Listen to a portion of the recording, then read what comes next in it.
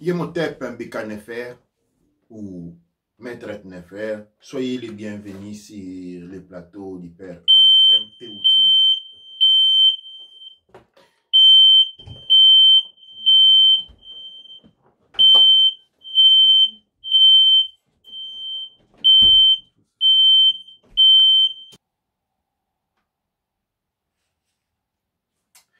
Yemotep de nouveau, Yemotep. Comme chaque vendredi, nous nous retrouvons dans les Raoult Tepou. Les Raoult Tepou de ce soir aura quelque chose de particulier parce que c'est le premier Raoult Tepou de la religiosité Kouch Kamit Congo. Et donc, le Raoult Tepou sera composé de deux parties. La première partie est bien entendu les partages, les Raoult que nous avons. Et les Raoult, c'est les soirs. C'est la rencontre du soir. Les Raoult symbolisent la fin, les partages de la fin. Les Raoult étaient pour nous partageons les bonheurs, nos pensées, nos aspirations de la fin de la semaine. Parce qu'aujourd'hui, la conscience divine se trouve sur le monde qu'on appelle Vénus et donc nous nous octroyons vers un dépassement. Alors, aujourd'hui donc, comme toutes les soirées, excusez la musique qui vient de dehors, de la musique entraînante des vendeurs d'ambulants, nous allons nous octroyer, nous allons aller vers la célébration de l'ouverture de la voie. Mais avant la célébration de l'ouverture de la voie, nous avons les mots du Neb Ercher qui vont être prononcés.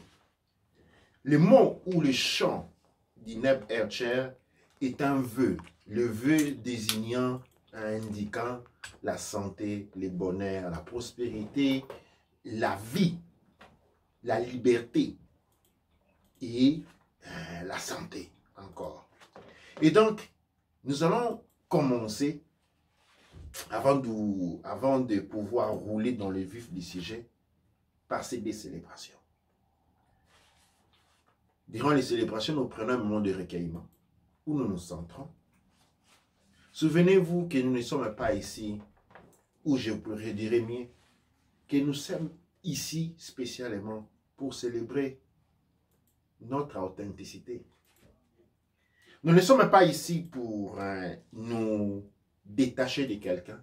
Nous ne sommes pas ici pour proférer des insultes. Nous ne sommes pas ici pour proférer des attaques. Nous sommes ici pour célébrer nous-mêmes. Et nous devons être dans la joie de l'être, dans une joie de l'être ici.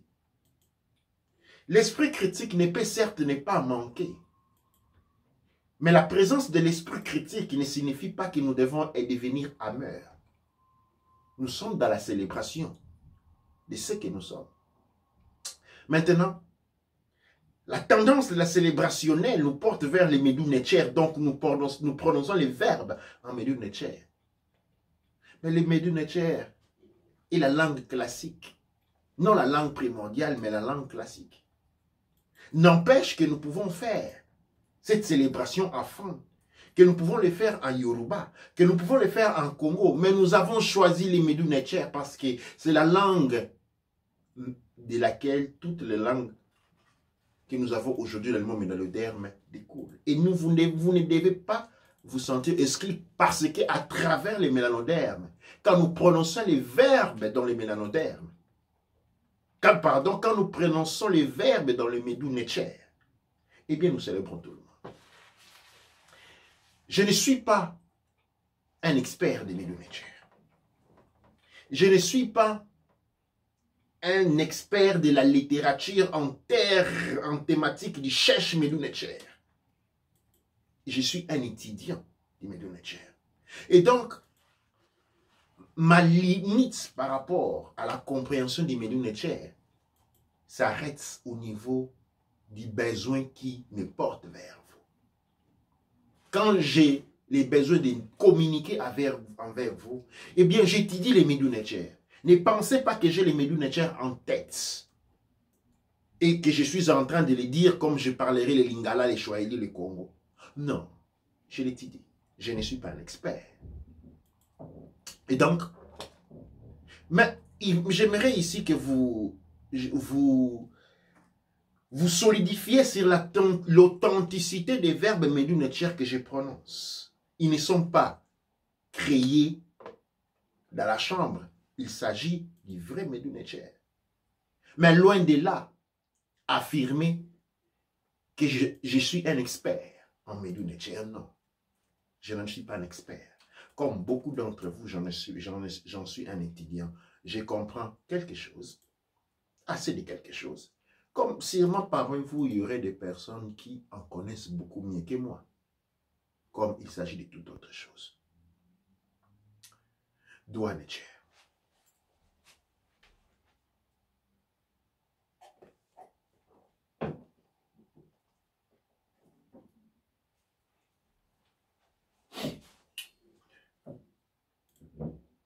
Ankh, Nefer, Seneb.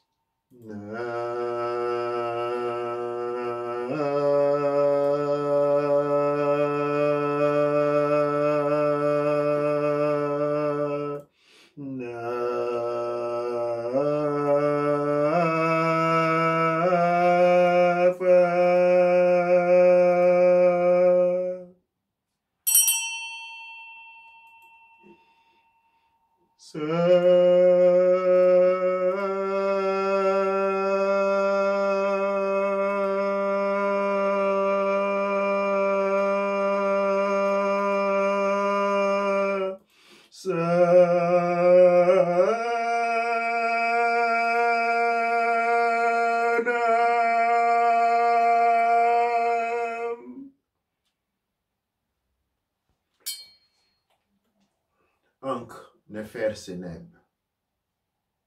Ankh, vie. Nefer, liberté. Seneb, santé. Ankh, Uja, Seneb. Ankh, vie. Uja, prospérité. Neb, santé.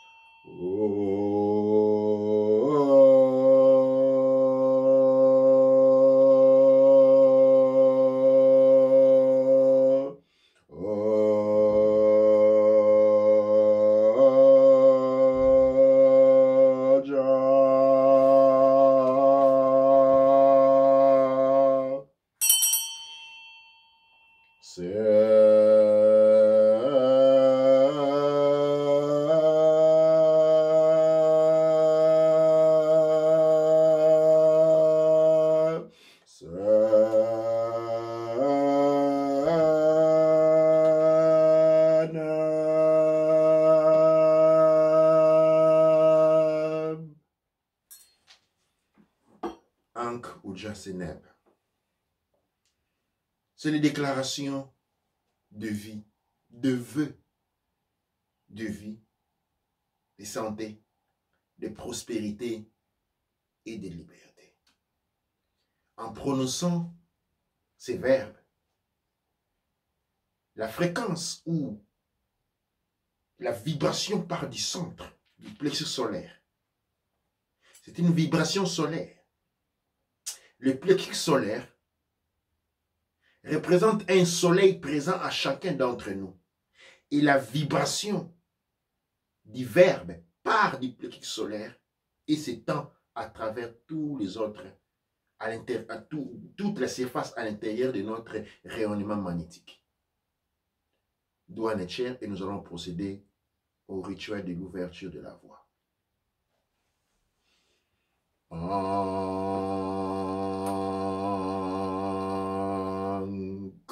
Anatrak embek et, nuk embek et.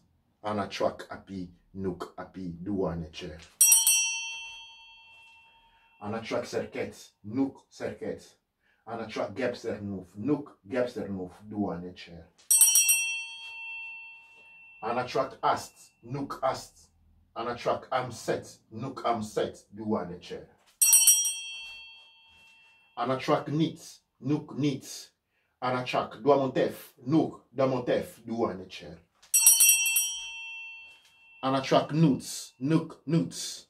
Anatrak geb, nuk geb, duanecher. Anatrak shoo, nuk shoo. Shoo. Shoo. Shoo. Shoo. Nuk shoo. Anatrak tefnut, nuk tefnut. Tefnut. Tefnut. Tefnut. Tefnut. Nuk tefnut. Duanecher. Anatrak paunteru, nuk paunteru. Anatrak umbunteru, nuk umbunteru. Tuaunecher.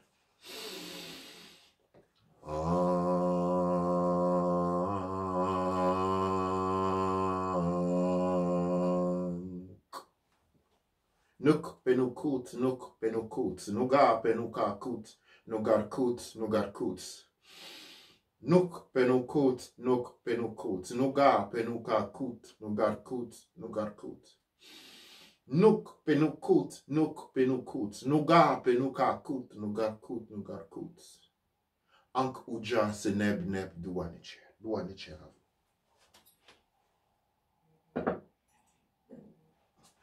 Duanecher, et aujourd'hui, nous voilà dans la première partie de notre Raouetepo. Et les sujets de ce soir tournent autour d'un argument excellent. Nous allons parler du culte de l'Occident. Les Raouetepo de ce soir est inspiré de notre montagne Rose, qui a dit quelques mots dans une émission qui est passée sur notre chaîne YouTube et aussi, j'espère, sur la radio aussi, où on parle de l'Occident. Eh bien, nous parlerons aujourd'hui nous parlerons en cette fin de journée de l'Occident en tant que concept, non en tant que personne. En fait, notre mots nous faisait comprendre et relier les sujets de l'Occident à l'oxydation. Eh bien, l'oxydation est un processus de corruption d'un conscient, prenons l'exemple d'un métaux, à travers lequel il est porté à la ruine. L'oxydation est un mécanisme acidique portant à la destruction d'une vie alcaline au profit d'une autre forme de vie qui est une vie acidique. Maintenant, durant l'acidicité, rien ne pousse. Quand on observe quelque chose qui est acidique, eh bien, pour nous qui sommes des êtres vibrants dans une polarité de l'équilibre entre l'Occident et entre l'oxydation, où l'acide et l'alcaline, nous percevons qu'il n'y a pas de vie. Mais qui nous dit qu'il n'y a pas de vie? Il y a une vie. Mais une vie non-vie. Une vie qui ne se manifeste pas avec les paramètres de vie que nous connaissons. Quelque chose que nous avons appris à appeler la mort. Mais la mort n'est pas une mort. La mort est un mécanisme, est un parcours différent de l'existence. C'est en ces termes-là que nous allons nous relier à ces principes de l'oxydation. Et nous allons porter ces principes de l'oxydation pour droit dans ce qu'on appelle la religiosité. Parce que souvenez-vous que nous avons introduit la religiosité Kouchkamit Congo. Et nous avons défini cette religiosité étant un plan d'intégration, une plateforme qui a pour objectif la redynamisation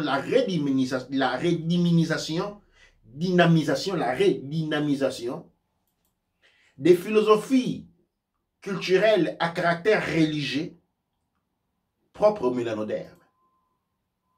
Nous avons dit la fois passée que le mélanoderme est devenu aujourd'hui celui dont pour être reconnu doit intégrer une lignée différente.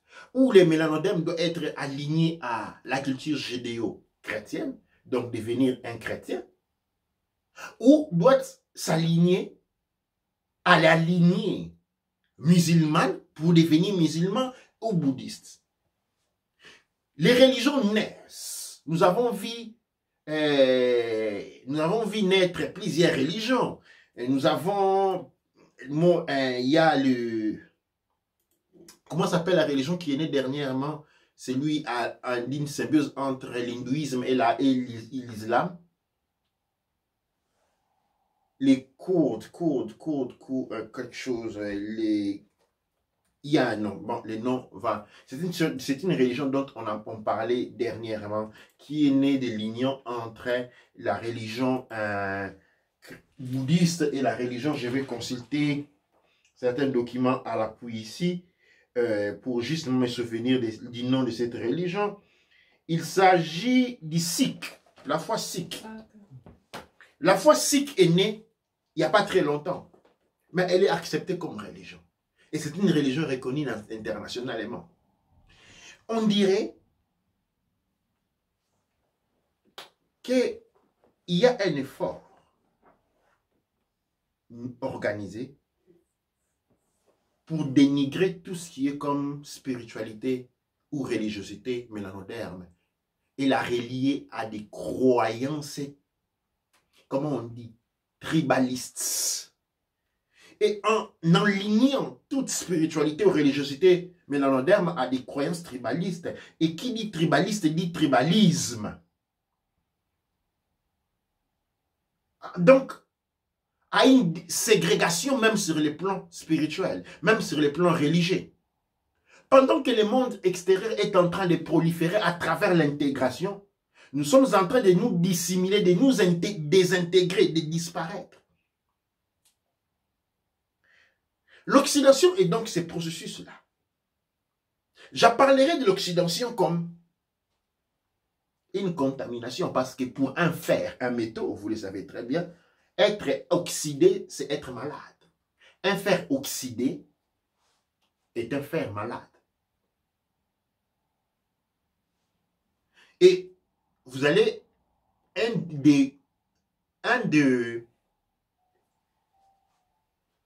des instruments utilisés pour arrêter l'oxydation du métaux, c'est les sels. En mettant les sels. Hein, ceux qui connaissent l'Allemagne, il y a l'oxydation forte des métaux de voitures, de carrosserie de voitures, on met du sel pour arrêter l'oxydation. Eh bien, qu'est-ce qui s'est passé? L'oxydation. L'oxydation, quand nous sommes en train de les voir, sur le plan de la religiosité, nous avons les religions occidentales. Eh bien, suivant la logique, les religions occidentales oxydent. Mais ils oxydent de quoi? Ils oxydent les religiosités et les philosophies littéraires, spirituelles et religieuses africaines. Et l'oxydation, étant une contamination, agit comme les venins, portant à une paralysie culturelle, portant une paralysie religieuse, portant une paralysie spirituelle, portant une paralysie sur les plans de développement de la société, c'est-à-dire, et quand nous comprenons cela, quand nous essayons d'analyser cet aperçu sur le point de vue d'une contamination, eh bien les choses deviennent beaucoup plus claires. Mais cette oxydation, d'où provient-elle? Eh bien nous allons aller, pour comprendre l'oxydation, nous parlerons maintenant non des religions révélées, nous allons parler des religions païennes. Parce qu'aujourd'hui, il est devenu courant dans les langages de la rue. Eh bien, quand on dit quelqu'un est païen, ça signifie quelqu'un qui est sans croyance. Quand tu ne crois pas à un dogme imposé, eh bien, tu es un païen. Et les païens, c'est à la limite quelqu'un qui est sans valeur. Quand les religions dites révélées sont arrivées là sur la terre de nos ancêtres, on parlait de la vie éternelle. C'est lui qui acceptait le Christ et obtenait la vie éternelle. Eh bien, cette vie éternelle n'était pas... En fait, le mot éternel avait été ajouté par après. Bien au préalable, c'était qui n'acceptait pas le christianisme était tué et qui était accepté, eh bien, était récompensé par la vie, mais pas la vie éternelle. C'était la vie tout court. Et donc, nous avons là à voir avec un processus d'oxydation. C'est l'oxydation qui a pénétré profondément en imposant cette thématique par la force et apporté, s'est développé en paralysant. Parce que les venins, quand vous avez été mordu par un serpent, eh bien, plus les venins avancent dans sa course vers votre cœur, plus vous avez les membres, vous commencez par avoir les membres paralysés. Et voilà le monde mélanoderme qui a été contaminé, subit un processus d'oxydation à travers les religiosités venues d'ailleurs. Et petit à petit, nous avons vu ces sociétés qui se sont écroulées sur elles-mêmes.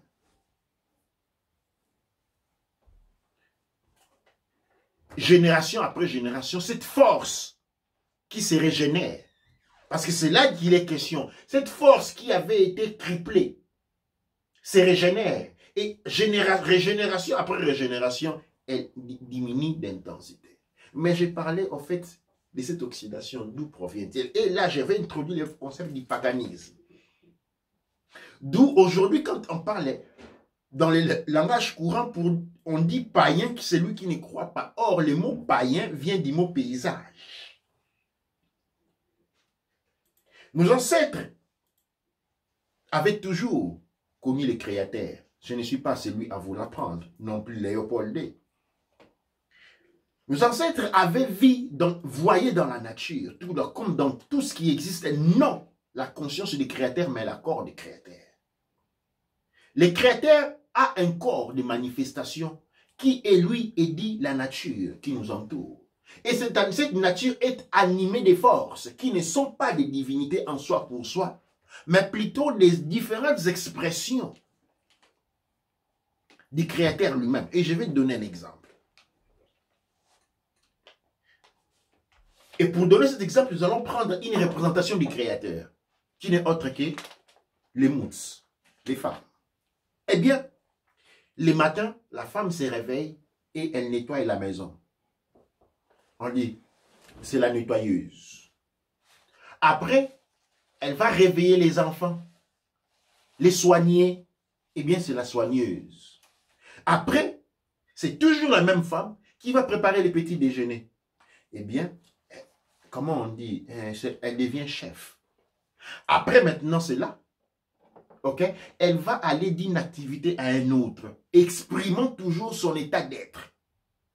Maintenant, à la fin de la journée, nous avons une personne qui s'est exprimée en des différentes manières le long d'une journée. Cuisineuse, soigneuse, chef de cuisine, elle donne conseil aux amis, elle soigne un malade.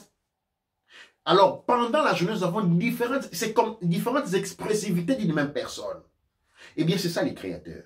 Les créateurs s'expriment en des différentes manières. Les créateurs s'expriment à travers les 4 éléments de la nature. L'eau, le feu, la terre et les vents. Les créateurs s'expriment à travers les éléments qui ont une fonctionnalité, parce qu'attention, l'on dit que les ancêtres croyaient aux arbres, non. L'arbre crée l'oxygène. Et l'oxygène soutient la vie. Sans les arbres, il n'y aurait pas d'oxygène. Et c'est une qualité du Créateur de celui de prendre soin de sa créature. Et elle est faite à travers la capacité des arbres de produire l'oxygène. Les plantes produisent les médecines. Les médecines soignent l'homme. Encore, nous avons une fois la capacité du Créateur de pouvoir nous soigner en exerçant ses pouvoirs à travers les plantes. Les pierres de même. les éclairs des mêmes, la pluie les mêmes. On ne priait pas la pluie. Mais on rendait grâce au Créateur.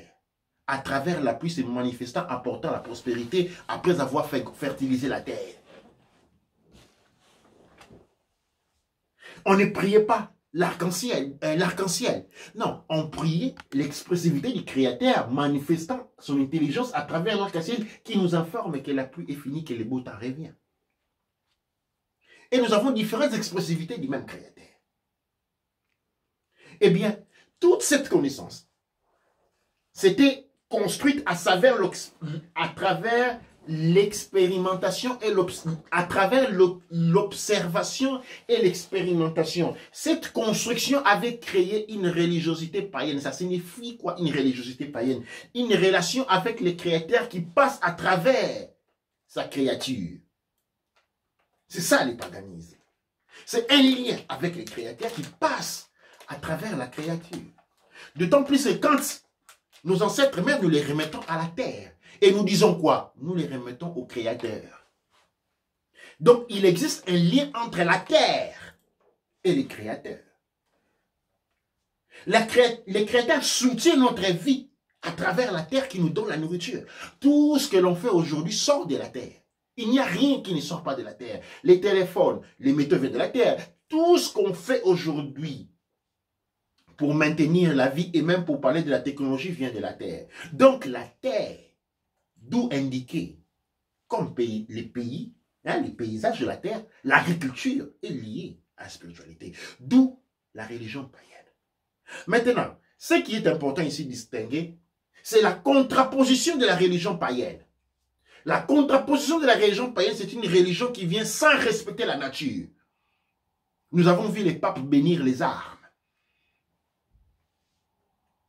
Nous avons vu une religiosité qui s'exprime à travers la mise en esclavage des autres. Et là, je vais vous signaler, et je reviens sur ce point ici, pour ceux qui continuent encore à dire que l'Égypte antique avait tenu les soi-disant Israéliens en esclavage. Je vais ici encore que vous répondiez à vous-même un point. Eh bien, l'Égypte antique n'avait jamais envahi une terre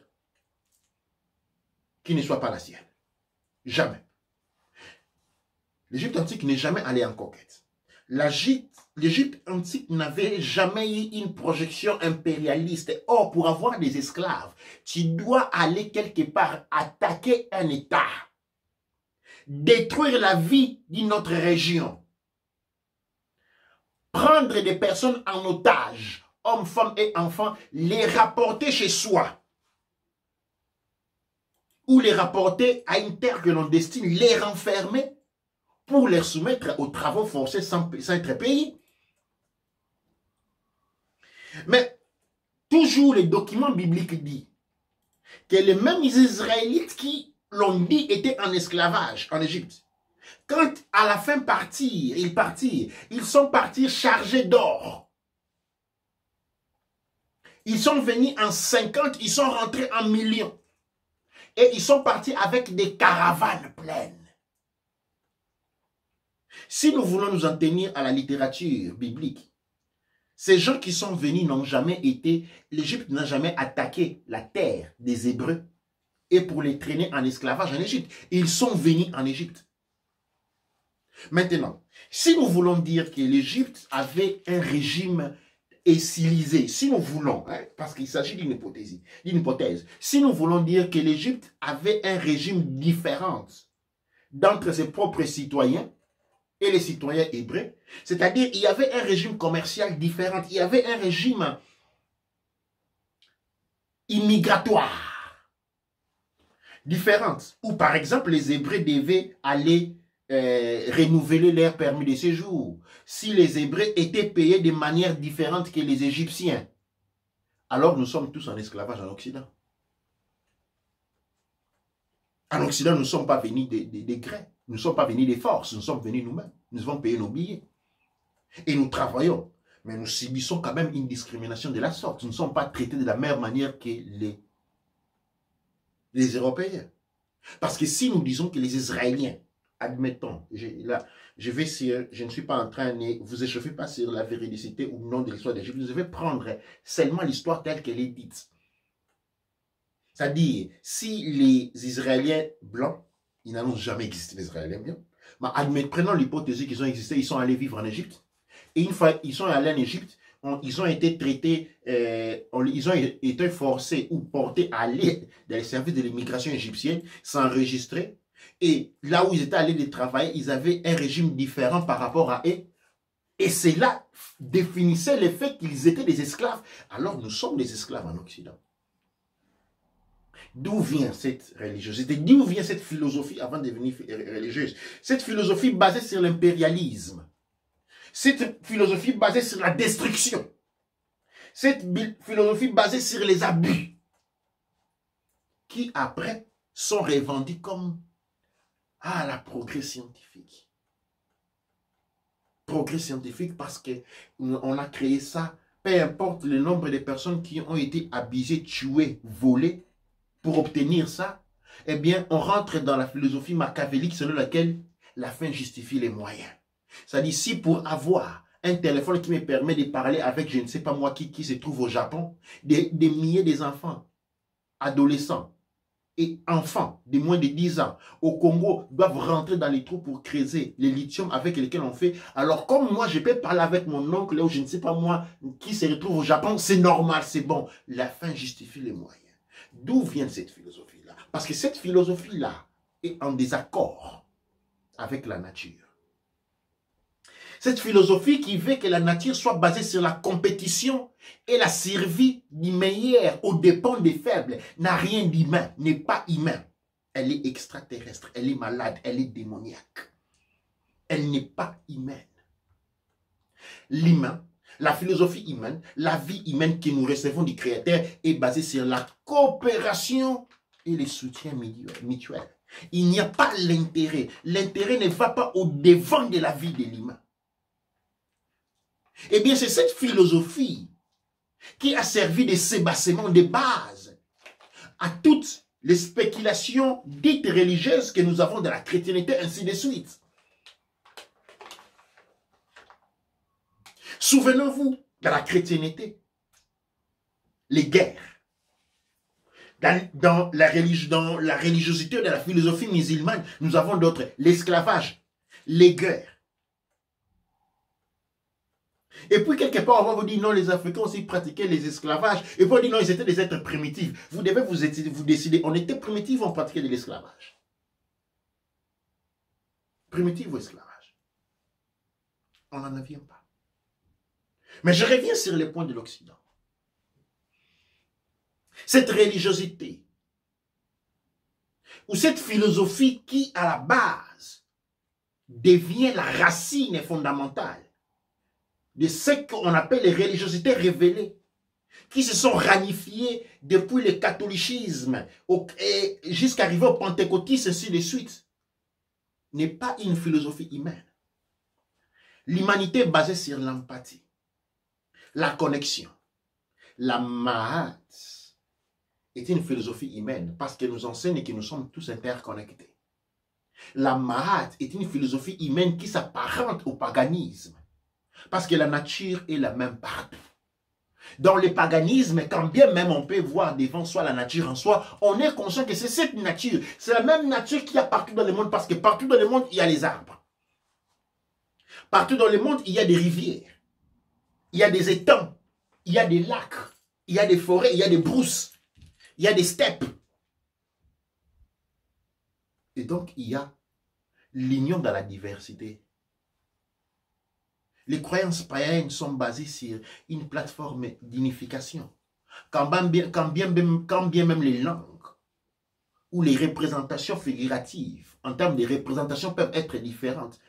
Mais ce qu'on est en train de représenter, c'est l'arbre, et l'arbre, c'est la même chez tout le monde.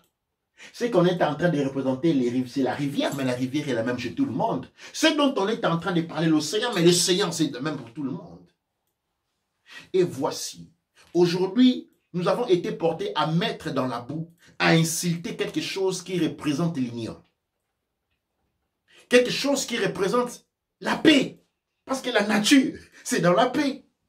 Quelque chose qui représente la sérénité au profit d'une philosophie qui va devenir la source religieuse des religions qui sont basées sur la discrimination des uns sur les autres. On commence par discriminer la femme et la liste ne fait qu'aller au-delà, au-delà, au-delà et au-delà.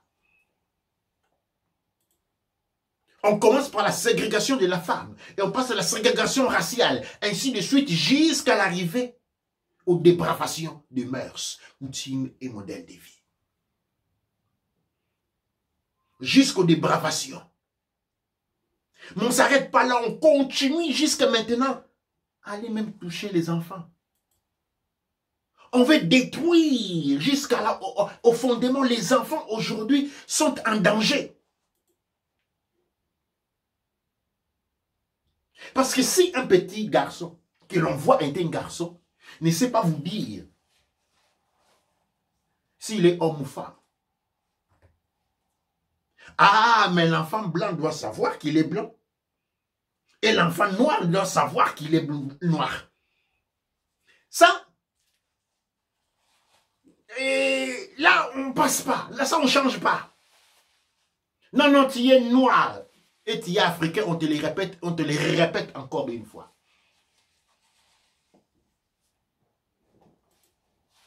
Quand on va aux États-Unis, on dit non, tu es afro-descendant, tu viens de l'Afrique. Tu es italo-africain, non, tu es italo-africain, tu es chinois, tu es chinois. Ça, sont du 5%, il n'y a pas de problème. Ça dit, si un enfant ne sait pas dire s'il est noir ou il est blanc. Non, non, non, non, il doit le savoir. Il y a une liste, on te dit, alors tu es quoi? Descendant irish, descendant des Italiens, descendant afro-africain, descendant chinois. Ça, il y a une liste. Une longue liste, tu dois savoir choisir d'où tu descends. Toi, tu dois les savoir. Mais quand on arrive à la sexualité, non, non, non, non. Tu peux dire que je ne sais pas.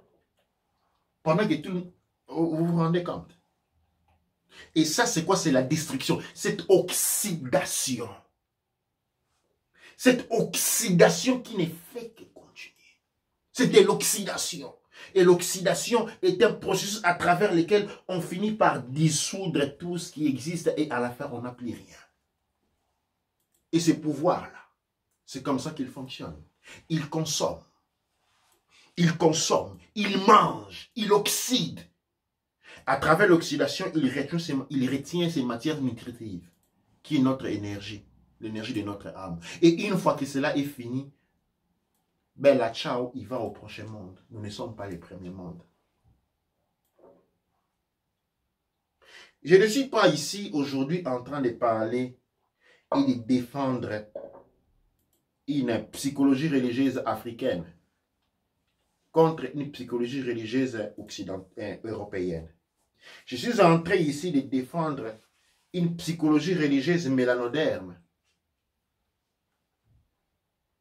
Une psychologie religieuse dont la philosophie n'est pas humaine, mais dont elle a possédé l'humain en passant par un processus d'oxydation. Et ceux qui aujourd'hui sont des Occidents, c'est tout simplement ceux qui ont été oxydés. Et étant oxydés, ils deviennent porteurs du processus d'oxydation. Parce que l'Occident, ou le monde européen, avait hérité de l'Afrique une culture. Rappelez-vous que les Moors sont arrivés en Occident à porter la culture.